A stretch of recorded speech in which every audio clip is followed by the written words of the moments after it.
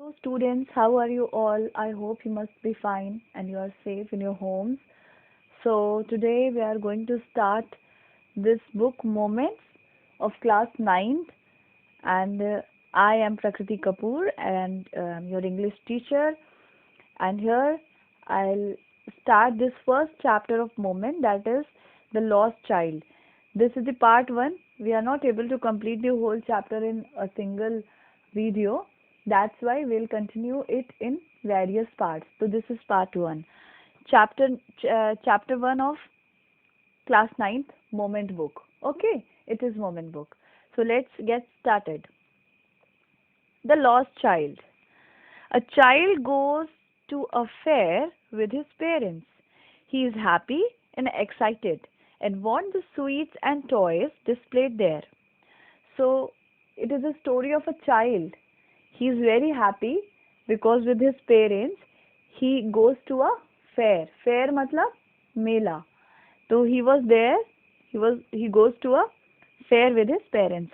He is happy and excited. He is very happy and he is excited uh, for uh, for being there in a fair. He wants the sweets and the toys displayed there. Whatever is displayed there, the toys, the sweets, the chocolates, etc. He wants all that. When we were child, yeah, we can say that you must, if you go to the fair, you also want to buy various things, na? In the same way, this child also want to buy various things, but his parents don't buy them for him.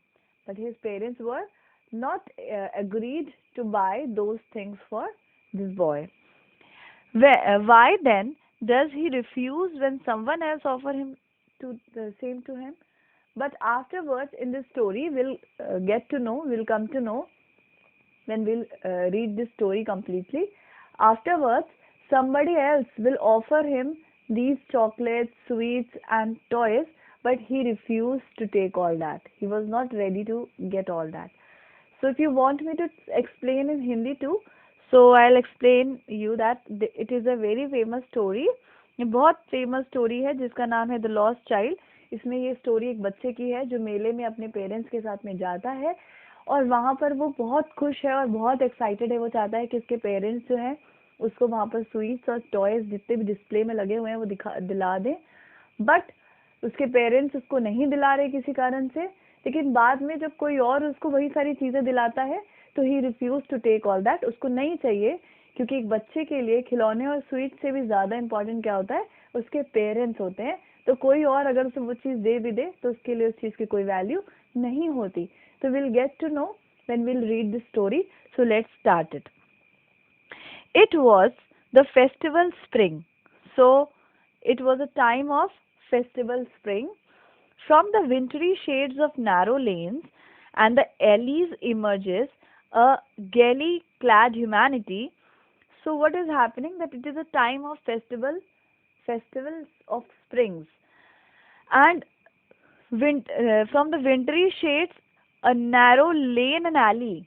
Narrow मतलब होता है पतला सकरा. ठीक है. Lens मतलब लाइनें और गलियां. इमर्ज अ गैली क्लैड ह्यूमैनिटी. वहां से इमर्ज हो रही है, निकल रही है, पतली पतली गलियों से निकल रहे हैं गैली क्लैड ह्यूमैनिटी. गैली मतलब होता है हैप्पी या हैप्पीली कह सकते हैं. तो बहुत हैप्पी और बहुत खुश लोग जो हैं वहां से बाहर आ रहे हैं.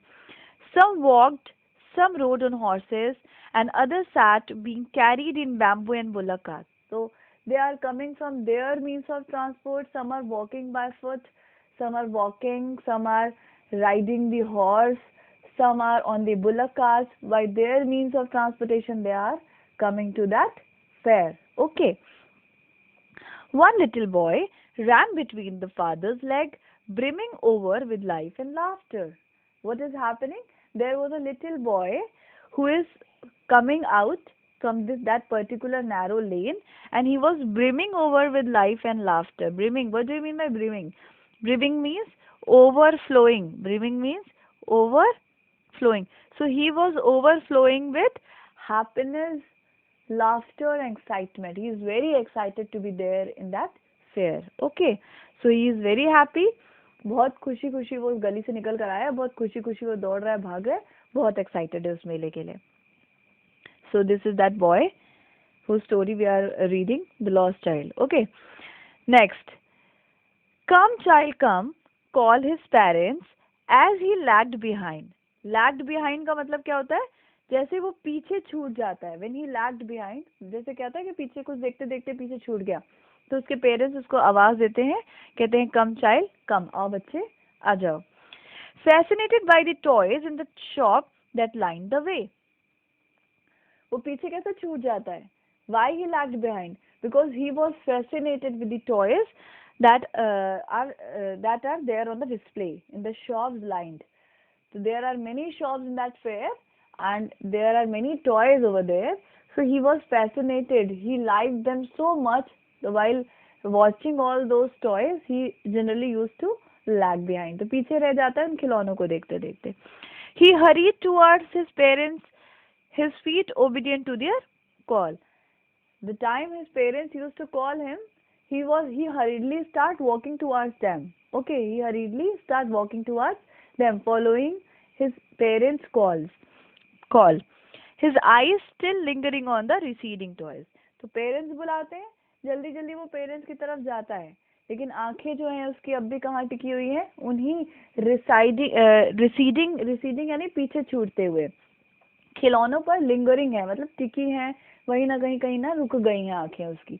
आंखें वही रुक गई हैं, पैर जल्दी जल्दी पेरेंट्स की बात को ओबे करते हुए पेरेंट्स की तरफ जा रहे हैं. Okay, as he came to where they had stop to wait for him.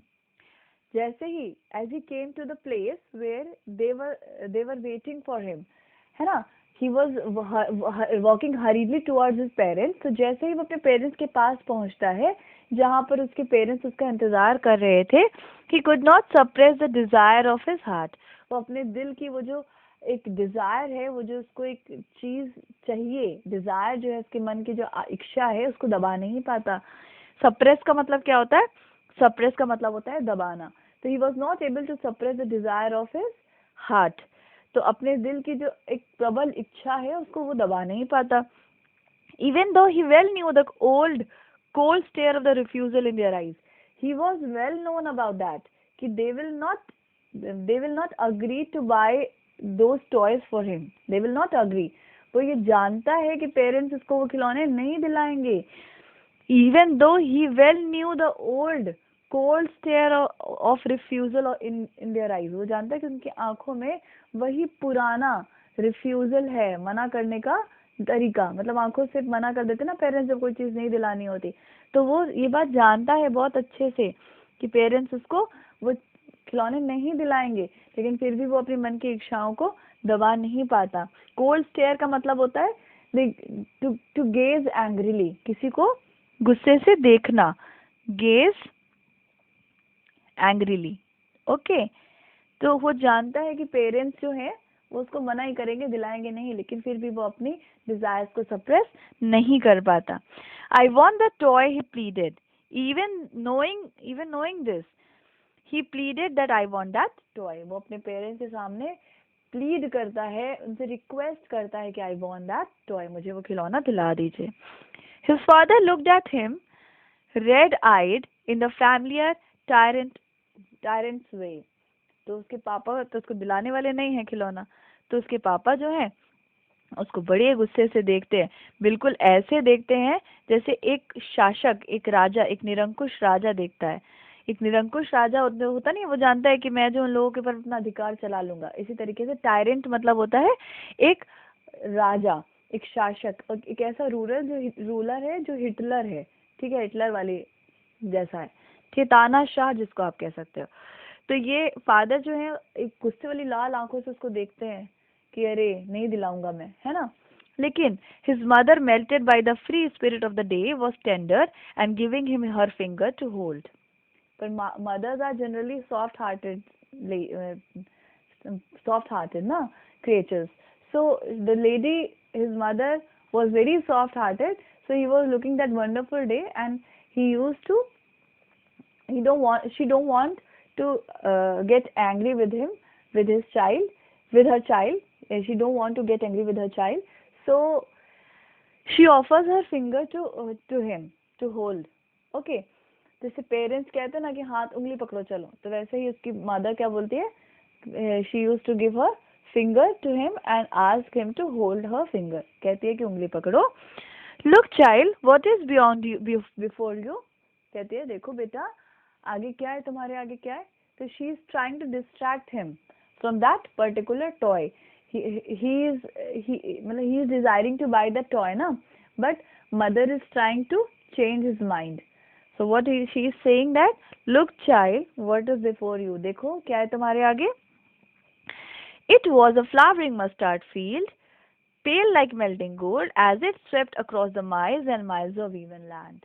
So क्या, what his mother is showing him, that it was a flowering mustard field. तो वहां पर सरसों का पूरा खेत है, और उसकी मम्मा उसको क्या बता रही है कि pale like melting gold, it look like melting gold, and it is swept across miles, जो कि बहुत दूर तक फैला हुआ है. ठीक है, इसके अपार्ट उसकी मदर उसको और भी चीजें बता रही है. क्या बता रही है?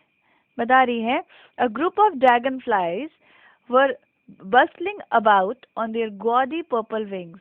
है ना, बता भी रही है और दिखा भी रही है. अब वो बच्चा देखने लगता है कि a group of dragonflies क्या होते हैं, is a sort of insect, you must have seen. तो ड्रैगन फ्लाइज जो हैं, they were bustling about on their gaudy purple wings. Bustling मतलब बहुत तेजी से चलना, बहुत तेजी से उड़ना. तो बहुत तेजी से उड़ रहे हैं ऑन दियर गॉडी मतलब होता है शाइनी, बहुत शाइन करने वाले, अपने शाइनी पर्पल कलर के विंग्स में बहुत तेज, पंखों से बहुत तेजी से वो ड्रैगन फ्लाइज उड़ रहे हैं. Intercepting the flight of lone black bee butterfly in search of sweetness from the flowers. Intercepting मतलब इतनी तेजी से उड़ रहे हैं कि रास्ता काट रहे हैं. किसका रास्ता काट रहे हैं? ब्लैक बीज और बटरफ्लाइज का. बटरफ्लाइज और ब्लैक बीज का रास्ता काट के वो आगे चले जा रहे हैं. क्यों जा रहे हैं वो ड्रैगन फ्लाइज आगे? इन search of sweetness from the flower, क्योंकि उनको जो है फ्लावर्स में से जो स्वीटनेस है उसे सक करना होगा. ठीक. The child followed them in the air with his gaze. अब चाइल्ड जो है, that child he followed them, वो उनका पीछा कर रहा है. पीछा कर रहा है कैसे? चल के नहीं जा रहा उनके पीछे. With his gaze, with his site, अपनी आंखों से, नजरों से उस एक फ्लाई को देख रहा है बड़ी ध्यान से, ड्रैगन फ्लाई को. Till one of them would still its wing and rest. तब तक देखता जा रहा है उसको. Till one of them, जब तक कोई एक उसमें से शांति से बैठ नहीं जाता. ठीक है. And he would try to catch it. और वो उसको, बच्चा जो है उसको ड्रैगन फ्लाई को पकड़ने की कोशिश करने लगता है. But it would go fluttering flapping up into the air. But वो जो ड्रैगन फ्लाई है वो fluttering flapping मतलब बहुत जोर जोर से अपने पंख फड़फड़ाकर एयर में उड़ जाता है. flies to the air. When he had almost caught it in his hand, the time the child was almost caught it in his hand, he fluttered and flapped his wings and flew away. तो बस पकड़ ही लिया था उस बच्चे ने उस insect dragon fly को, पर तभी वो उड़ जाता है. Then his mother gave a cautionary call. Then again, अभी बच्चा फिर खो गया, वो कहीं और खो गया. उस समय टॉयज में खोया हुआ था, अभी वो ड्रैगन फ्लाई के पीछे खो गया. तो mother gave him a cautionary call. Cautionary call यानी वार्निंग कॉल कि तुम पीछे छूट जाओगे ना, आ जाओ जल्दी से. Come child, come on the footpath. तो उससे कहती है कि फुटपाथ पे आओ, जल्दी आओ, है ना, उसको कॉशनरी कॉल करती है. Okay, let's move on to the next page. Yes. He ran towards the parents galley and walked abreast of them. So as his parents called him, so he ran towards his parents. So he started running towards his parents galley and walked abreast of them. Abreast का मतलब होता है आगे. अपने parents से भी आगे चला गया भागकर, इतनी तेज भागा. ठीक है. For a while, कुछ देर के लिए वो अपने पेरेंट्स से आगे निकल गया दौड़कर. Being, however, soon left behind, but after some time he was again left behind, attracted by the little insects and worms along the footpath. Now he was engaged in something else. First, firstly he was engaged with the toys that were lined up in the shop. Okay. Secondly, he was engaged with that dragonfly, and now third time he was again engaged with the insects and worms along the footpath. They were teeming out from their hiding place to enjoy the sunshine. Now, teeming out means coming out. The child was again busy, again engaged with the small insects on the footpath. These insects were coming out of their homes, their holes, for enjoying that beautiful sunshine. तो ये धूप सेकने के purpose से ये जो सारे insects हैं वो अपने होल से, अपने घरों से बाहर निकल आए और बच्चा उसके साथ फिर से एंगेज हो गया. Come child come, his parent called from the shades of the groves. When they had seated themselves on the edge of a well, he ran towards them. अभी देखो फिर एंगेज हो गया, फिर पीछे छूट गया है. पेरेंट्स जो है जाते हैं ग्रोव्स ऑफ ट्रीज, पेड़ों के झुंड के पास में एक वेल है. वेल मतलब कुआं है. वहीं कुएं की दीवार पर पेरेंट्स बैठ गए हैं और उस बच्चे को बुला रहे हैं. वो बच्चा वही फुटपाथ पे बिजी है इंसेक्ट्स के साथ. ओके, तो parents were calling him, it's saying that come child come. और जाकर कहाँ बैठे हैं? वो ग्रोव जो काफी सारे पेड़ों का शेड है उसके पास में जो कुआं है उसकी दीवार पे बैठे हुए हैं. A shower of young flowers fell upon the child as he entered the grove. अब जैसे बच्चा जो है उस पेड़ों के झुंड के पास से अंदर से निकल रहा है, ऊपर से जो है पेड़ों के जो फ्लावर्स हैं they start falling on him. तो वो फूल गिरने लगते हैं, फूल बरसने लगते हैं उस बच्चे के ऊपर. फॉरगेटिंग हिज पेरेंट्स, अगेन ही फॉरगेट हिज पेरेंट्स. अपने पेरेंट्स को फिर भूल जाता है कि वो बुलाए थे. ठीक है.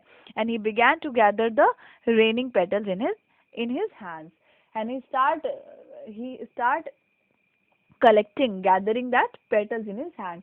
The petals that were falling from that trees, the groves of the trees, he start collecting them. So he again forget कि parents बुला रहे हैं और वो फटाफट से वो flowers इकट्ठे करने लगता है, gather करने लगता है. But lo, he heard the cooing of the doves and ran towards his parents shouting. After some time, what he hears that there was doves means कबूतर की कूइंग यानी कि कू करके वो बोलते हैं ना, तो उनकी जो आवाज होती है, उनके बोलने का ढंग, गुटरगू जिसको कहते हैं, गुटरगू सुन रहा है कबूतरों की. और he start running towards his parents. So he ran towards his parents and shouting, dove, dove. The raining petals dropped from his forgotten hands. तो अभी तो वो फ्लावर्स इकट्ठे कर रहा था पेड़ों के से गिरे हुए, ग्रोव से गिरे हुए, मगर अभी उस अचानक से सुनता है कि पिजन जो ये कबूतर है, डव है, वो बोल रहा है. तो उसकी आवाज सुनते हुए खुश हो जाता है, फूल वूल उसके हाथ से सब गिर जाते हैं, भूल जाता है और भागता हुआ पेरेंट्स के पास जाता है और बताता है कि देयर इज अ डव, हाँ कबूतर है. ठीक है. पेरेंट्स क्या कहते हैं? पेरेंट्स कहते हैं come child come. They call to the child who had now gone running in the wild capers round the banyan tree. Again his parents were calling him कि आ जाओ बच्चे, आ जाओ, पीछे रह जाओगे, है ना. मगर वो बच्चा अब कहाँ रह गया है? Who had now gone running in the wild capers round the banyan tree. banyan tree होता है, उसके चारों ओर उछल कूद कर उसके जो एक निकली होती है, जड़ें जैसी निकली होती है, उस पे जो है मजे कर रहा है वो. And gathering him, they looked the narrow winding footpath which led to the fair, the mustard field. अभी पेरेंट्स क्या कहते हैं? उसको फिर से बुलाते हैं फुटपाथ की तरफ जहां से उस फेयर का रास्ता होते हुए गुजर रहा है, उस मेले में जा रहे हैं वो लोग. ठीक है. So I hope you must have understood the chapter till here. So we'll continue the chapter in the next part. So for that, stay connected. I hope you must have understood this chapter. Thank you so much and stay blessed, stay at home. God bless you dear students. Thank you.